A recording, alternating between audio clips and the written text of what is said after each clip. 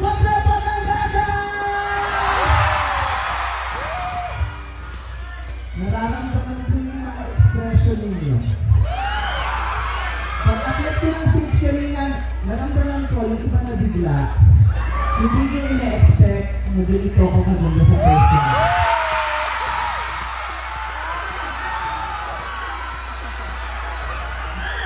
Goodness gracious!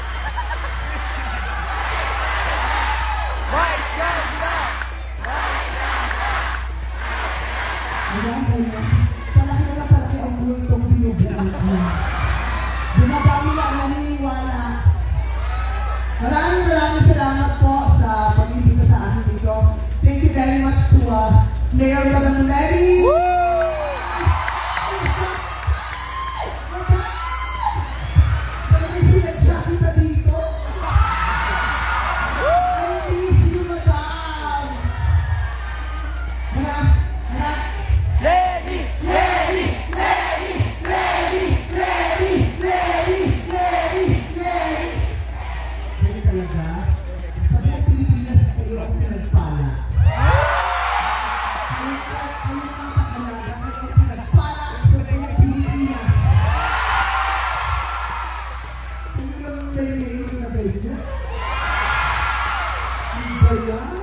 Pahirap na ko. Pwede bang i-share yan sa buong Pilipinas? Gusto namin ang pwede na. Gusto namin maranasan ang nilalanasan ng mga ko. Pwede bang maranasan yan sa buong Pilipinas? Yes! Excited talaga akong pumunta dito sa Naga dahil I feel it belong. Pili ko, pwede ko maging bahay ang Naga. Pili ko, tanggap ako ng Naga. Kasi ang Naga, ang mga taga-Naga, napakalalaki ang inyong puso para magbigay at magpalagay ng pagmamahal. Diba? This Naga is the heart. Diba? Parang everyone's welcome here in Naga. Everyone is safe in Naga. Para lahat tayo magiging masaya sa Naga. Para kung pag pumunta ka ng Naga, darating ka na nakangiti, uuwi ka ng maligaya. Diba? Parang hindi pwede isang beses mong pupuntahan. Dahil hindi yung lugar na binabalik-balik mo. Diba? Sa unang beses, magiging bisita ka. Sa mga susunod, magiging pamilya ka na ng Naga. Yeah! At balita ko, wala raw pangit na taga-Naga. So, taga saan yung ibang balita ko?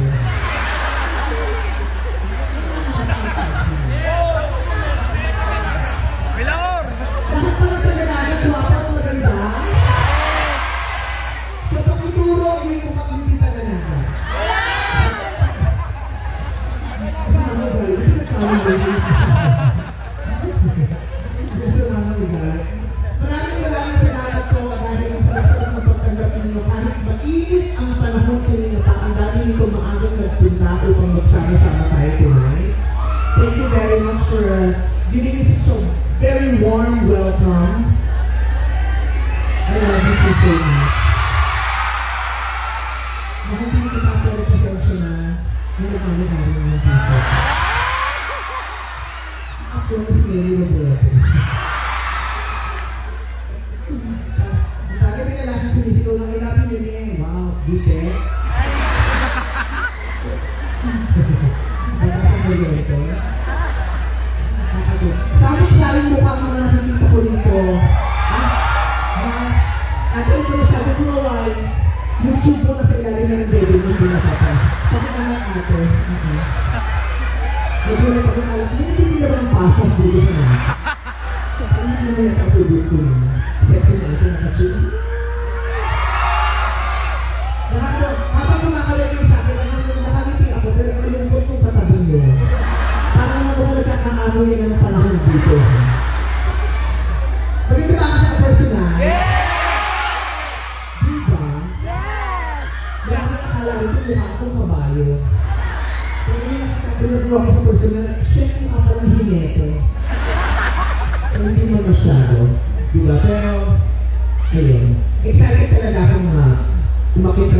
gusto namin siyang makita, gusto namin siyang maranasan, maramdaman, mahawakan. Pero kayo, pangkaraniwan lang sa inyo yon. Madam! Maraming salamat po. Ayan, pasalamatan po natin si Vice kasi isang text lang, nag-yes agad. Masayang-masaya kami na nandito ka. Kita mo naman, ang dami naghintay sa'yo. Hindi lang sila lahat taga-Naga, pero kahit hindi sila taga-Naga, maganda din sila. Dumayo sila just for you. Kaya maraming salamat. Maraming salamat po, Ma'am Lenny. At anytime po, i-text nyo po ako. Ano mang mangyari, pupuntahan ko kayo. Masaya akong naririto. Lahat ng panawagan nyo sa amin, didinggin namin. Sana dinggin mo din ang panawagan nyo.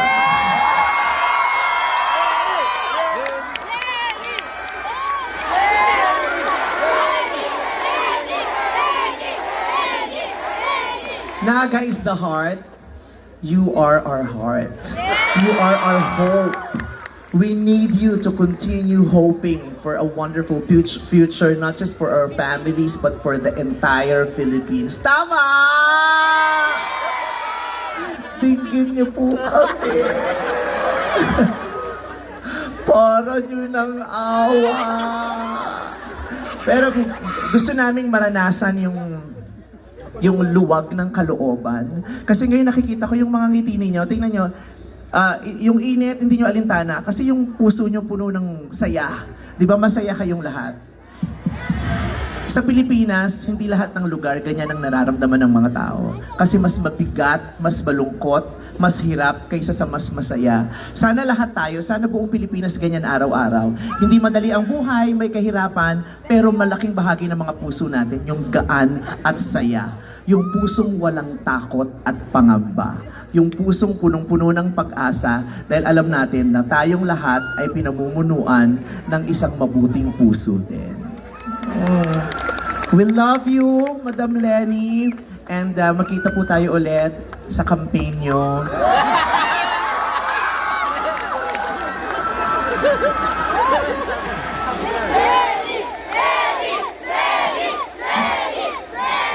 Huwag kang ma-pressure. Next year pa tayo mag-a-announce. For now, i-enjoy muna ni Madam Lenny ang Naga. Tama, deserve nyo naman yon, di ba? Hindi niya yun iniisip ngayon kasi bilang mayor, talagang ang utak niya, ang puso niya, ang katawan niya, nakadevote sa inyong lahat dahil sinong pinangako at sinumpaan niya ito hanggang matapos yung kahuli-huling oras ng kanyang termino bilang mayor ninyo. Pero pagkatapos doon, promise po, magpapakalalaki ako, tumakbo ka lang ulit. Baka hindi ko may pangako yun. Charot lang. Again, thank you very much, Madam Lenny. I love you very much. The Philippines loves you. Maraming salamat, Naga. Mahal na mahal ko po kayong lahat. At magkita-kita po tayo ulit. Thank you so much.